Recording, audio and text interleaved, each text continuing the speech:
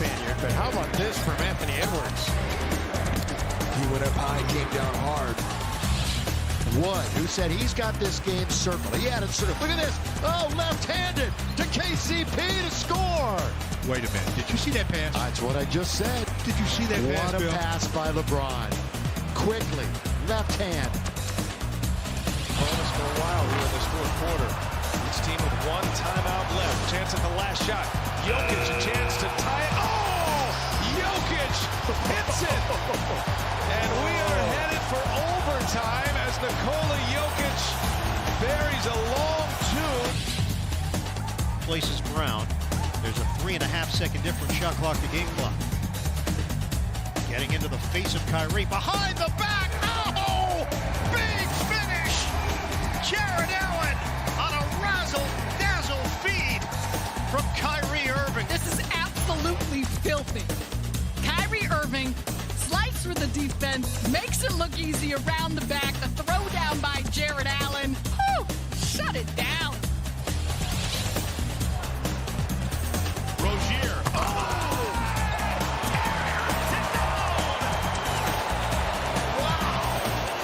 I need to see this again. Behind the back, extension, throw it down. And that's our show for this week. For NBA action, I'm Ian Eagle. We'll see you next time.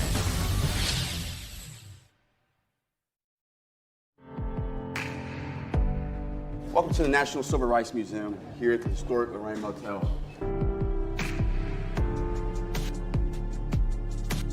The experience is heavy, but educational. It's always good to learn about history. This is my 5th time here, and the experience is still the same.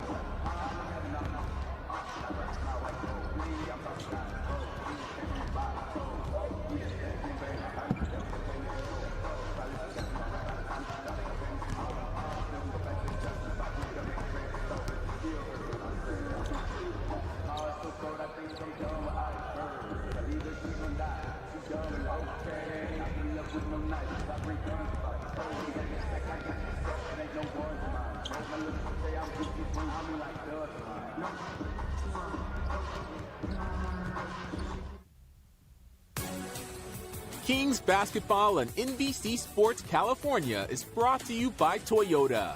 Wouldn't it be nice to drive the most trusted brand in California? Take a test drive at your local dealer today. State capital, Sacramento, aglow at night. Right now, the home crew down 67-58. You know, the vicissitudes of the NBA's regular season, the ups and downs can make you, even the most loyal fans, pull your hair out. Doug, we talked about the Kings having a spirited practice yesterday, and the potential of that competitive spirit carrying over to this game. Have we seen those overtones here in the first half? We've seen them, but they've been sporadic. And if I looked at that, it would probably be the close of the first quarter that really got the Kings. You had 3 turnovers in the first quarter for 6 points, 3 turnovers in the second quarter, but you only gave up 2 points. So just tweak some things, but keep that competitive spirit high. And speaking of the story going into the game, let's recheck your storylines, Doug, and your keys to the game. Yes, sir, and that would be run, Forrest, run. I like 58 points, but, Mark, you gave up 67, too many, and then win the backboard. Ro, our producer, he playing with me, only 10 rebounds? That's kind of not a thing. We're down 13 on the backboard. That's my keys of the game, but Kings so far in the first half, not living up to it, but we got 24 more minutes of basketball. I tell you what, that first half we saw Western Conference All-Star version of De'Aaron Fox. He was dynamic. He was imperious. He was forceful. 17 points, 6 assists, 2 rebounds. He was all over the court. Yeah, I love it when De'Aaron Fox comes out aggressive. Not to mention, Mark, it sets the tone, and everybody must follow when the big dog is eating, and De'Aaron was eating in that first half. Well, he's obviously willing to do a lot of the heavy lifting at both ends of the court, and waiting for some of his teammates to join in on the ride right now. They trail by 9 as we get ready to start the third quarter of play. The Pelicans will have the basketball to begin. I like the pressure right off the bat by the Kings. Use up a little bit of time on the shot clock. If nothing else, they get it over midcourt. 14 seconds to go on the shot clock. Bledsoe going to work. Alexander Walker out to Ingram. 5 to go on the shot clock. Ingram. Little step back mid-range jumper, no good. Adams trying to keep it alive. And the Kings control with Bagley. Bagley had himself a very prolific first half, 15 points and 7 rebounds. About as solid a first half as we've seen from him this season. Barnes out front. Working.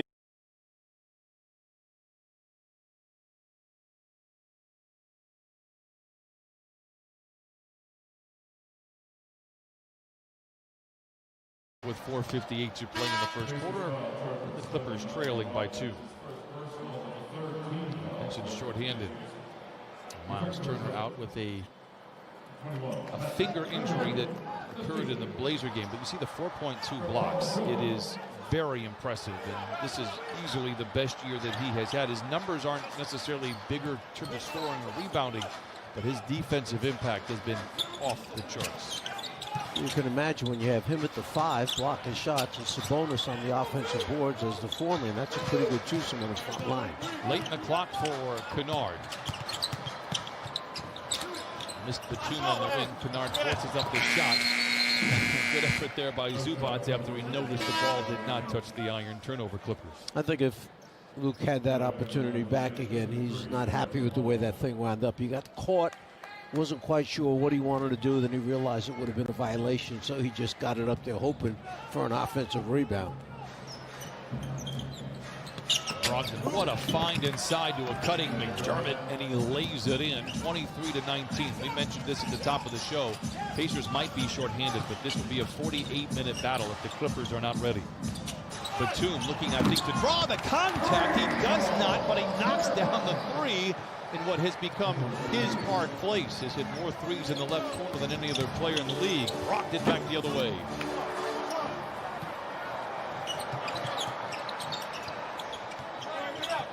To go again. Beverly, inspired by the mismatch on Sabonis, gets to the rim but cannot finish. Clippers down one, a whistle and a foul in transition.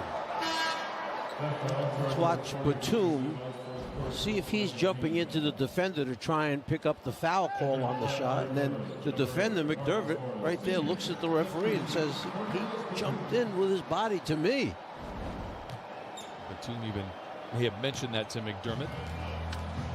Is coming into tonight, so 11 made threes for Batum. That left corner, boy, has he been a revelation this year.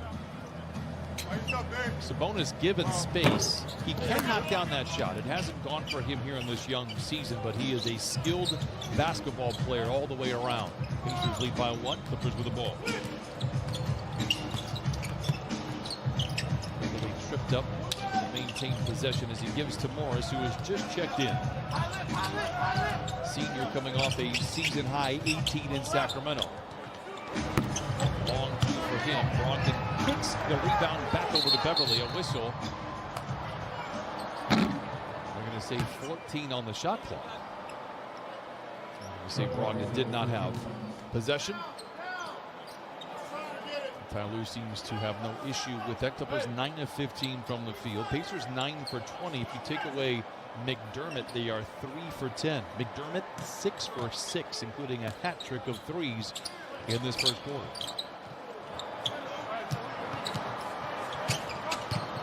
Leonard tied up, whistle, and a push. You can see some of that disruptive defense that we promised early on. And that's why they're one of the highest in the league at personal fouls that the team commits, disqualifications, guys who foul out because they are so aggressive and they do commit a lot of fouls. And the other thing, you get an opportunity to go to the free throw line a lot more to shoot those bonus foul shots. Clippers have been getting a steadier diet of free throws. They ranked dead last in the league to start this season. When you take a lot of threes as they do, that's going to be something that gives. Late in the clock for Leonard. He's drenched with yellow jerseys, hoisting up a three. No, Senior taps it up and in. And the Clippers grab the lead by one. One of the problems when you have your big people out trapping the ball, they don't get back inside to rebound. Strong drive by Sabonis, got around Zubac. He'll go to the line when we come back. Clippers by one, 2:47 to play in the first quarter.